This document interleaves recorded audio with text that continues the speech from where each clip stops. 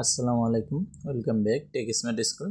বন্ধুরা, আজ আমি আপনাদের দেখাবো আমরা যারা ঘরে বসে জন্ম নিবন্ধন করে থাকি বা এই কাজগুলো করি। তো জন্ম নিবন্ধন আমরা করার পরে এখানে আমরা একটা সমস্যা পড়ি, সেটা হচ্ছে এই যে আবেদনপত্র যে কপিটা আছে প্রিন্ট দিতে হয়, সেটা কিন্তু অনেক সময় প্রিন্ট দেওয়া যায় না সার্ভারের সমস্যার কারণে। তো এটা আপনারা পরবর্তীতে কীভাবে এটা ডাউনলোড করতে পারবেন অথবা প্রিন্ট দিতে পারবেন সেটি আজ আমি আপনাদের দেখিয়ে দেবো। তা আপনারা এই ওয়েবসাইটে চলে আসবেন, দেখতে পাচ্ছেন ওয়েবসাইটটা।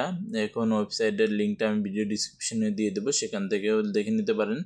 তারপরে জন্ম নিবন্ধন অপশন থেকে এই যে জন্ম নিবন্ধন আবেদনপত্র প্রিন্ট এই অপশনে আসার পরে আপনার এখানে উপরে সিলেক্ট থাকবে জন্ম নিবন্ধনের জন্য আবেদন, এটা সিলেক্ট থাকবে। তারপরে আছে অ্যাপ্লিকেশন আইডি, অ্যাপ্লিকেশন আইডিটা কিন্তু আপনি SMS এর মাধ্যমে পাবেন অথবা মেল দিবেন, মেইলেও কিন্তু পেয়ে যাবেন এটা। তো অ্যাপ্লিকেশন আইডিটা দেওয়ার পর নিজের জন্ম তারিখ আপনার বা যার অ্যাপ্লিকেশনটা করেছেন তার যে জন্ম তারিখটা আছে সেই জন্ম তারিখটা কিন্তু এখান থেকে দিয়ে দিবেন।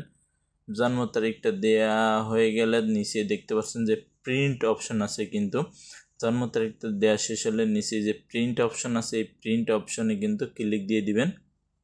ক্লিক দেওয়ার পরে আপনাদের সামনে যে প্রিন্টের অপশনটা চলে আসবে, অথবা আপনার এখান থেকে চাইলে যে প্রিন্ট না করে সেভ করে নিতেও পারবেন বা ডাউনলোড করে, যেটাই বলেন এভাবে করে নিয়ে আপনি কিন্তু পরবর্তীতে প্রিন্ট করে আর যে কাগজপাতিগুলো জমা দিয়েছেন এই সাথে সেগুলো প্রিন্ট করে একসাথে আপনার ইউনিয়ন অফিস অথবা কাউন্সিল অফিসে জমা দিলে কিন্তু পরবর্তীতে আপনার অনলাইন যে কপি আছে বা অনলাইনে যেটা বের হচ্ছে জন্ম নিবন্ধন সেটা কিন্তু আপনি পেয়ে যাবেন।